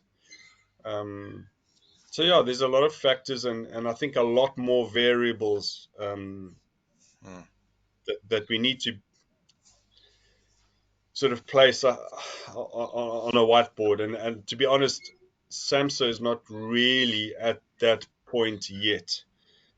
Possibly within the next at least a year. We've got a very small examinations department at the moment. We've got a lot of work to do following the implementation of policy for the regulations that we'd written, because we'd implemented the STCW issues. We now have to implement those standards of training into fishing. We have to implement it then into local vessels and port operations. And there's only 2 of us really at the moment. Hopefully we'll have another member, but we actually need a whole lot more. So while the studies are very valuable to us, and this discussion is very valuable, I hope there's a recording. I hope we can get the presentations. We'll all put it towards the consideration when we're able to start implementing. I would really be scared, and I would hold the reins on my boss if he starts to if he starts to get the itch to implement something, because I think we need to have it very well considered, and we need to be very careful about any precedent that we set. Okay. Excellent. Thank you, Lee. That's very, very useful feedback. And my feeling is that everybody acknowledges that there's a use to simulated training. It has a role to play. But the key question we're asking was, is it suitable to replace sea time in a cadet's training period, to replace the actual sea time? And I think that's the key question.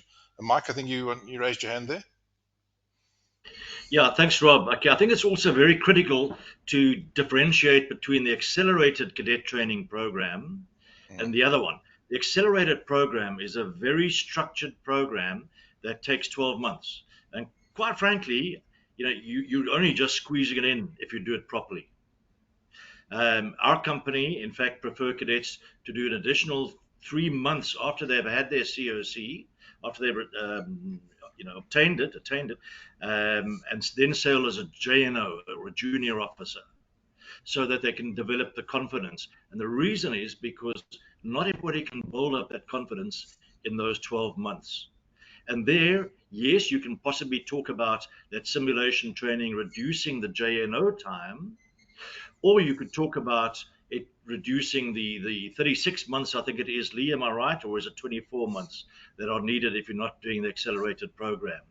But if you're talking about the accelerated program, it should really be used in a supplementary kind of way, an add-on designed to enhance the training. Okay, great. Right, we can. There is still room for questions and things, but there was something I was thinking of doing. Just looking at the screen now, I've got there's 25 people on this link at the moment, and I can see whether their microphones are on or off.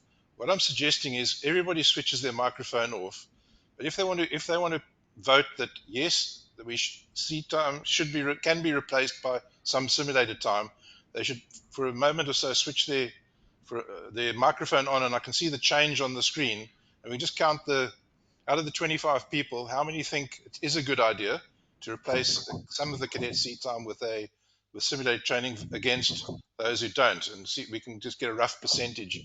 I just want to try that out. So if everyone's microphone I think is off at the moment. David, I see yours is still on, and John Lusty, yours is on, but I think it's only mine that's on at the moment now. So okay, I think everybody's is off now. So Yvette, yours is on. Okay, then, so they're all off now. If anybody thinks that yes, some sea time can be replaced by simulated training during a cadetship, can they switch their microphones on?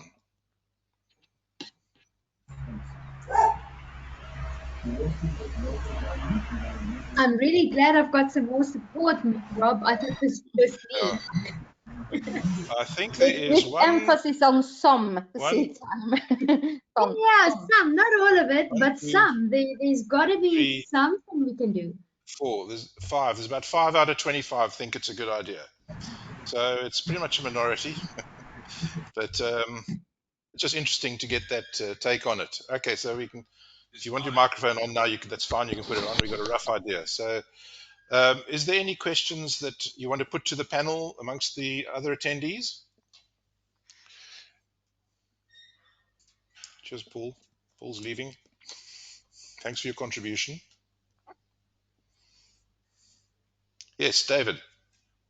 Hi, thanks. I'd just like to say thanks very much for the participation and everyone's interest and I think what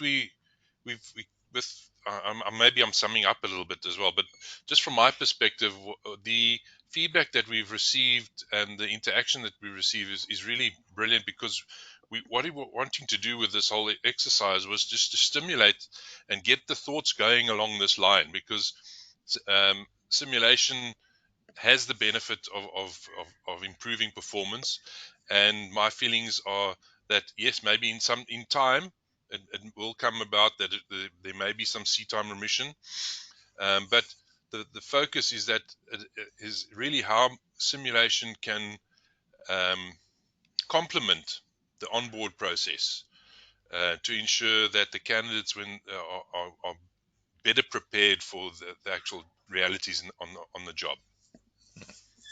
Yeah, thank you. Anybody else have any questions or comments before we bring it to a conclusion? Rob, yeah, Kevin Watson, yeah. Thanks for the interesting discussion and presentations by all.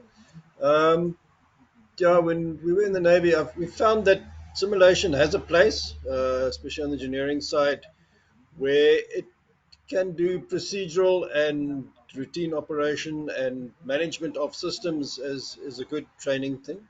But you can also allow students or cadets to effectively play on the system and become familiar. Whereas at sea and in other places, they don't have time just to experience and work with the systems without it actually operating. So it allows them to work in their own time. And by and large, I feel a lot of the South Africans have a big backlog in familiarity with systems. They're not used to using the systems. They're not used to doing it. If they have time to just play with it and do this generation XYZ thing of the video gaming it, basically, they can get more competent and familiar with operating the systems.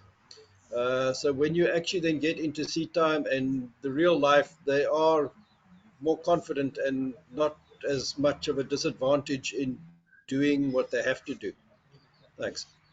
Okay, thank you. Anybody else? Any comments? Then I can start wrapping up, I think. Okay, well, thanks very much for the three speakers and for the four members of the panel.